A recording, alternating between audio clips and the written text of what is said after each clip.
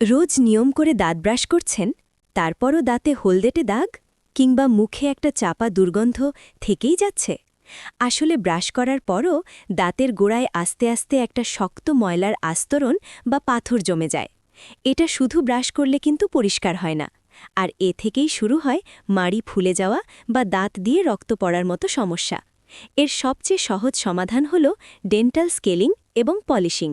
Scaling করলে মেশিনের সাহায্যে খুব সহজেই দাঁতের গোড়ার ওই শক্ত পাথরগুলো পরিষ্কার হয়ে যায়। এতে মাড়ির ব্যথা কমে আর মুখের দুর্গন্ধ একদম গায়েব হয়ে যায়। আর পলিশিংয়ের কাজ হল চা, কফি বা পান খাওয়ার দাগগুলো মুছে ফেলে দাঁতকে আগের মতো একদম ঝকঝকে আর মসৃণ করে তোলা। সুন্দর হাসির জন্য আর দাঁত ভালো রাখতে বছরে অন্তত একবার স্কেলিং করানো কিন্তু খুব জরুরি। মনে রাখবেন, সুস্থ দাঁত মানেই সুস্থ শরীর। বিস্তারিত জানতে স্ক্রিনে দেওয়া নাম্বারে কল করুন অথবা ইনবক্স করুন।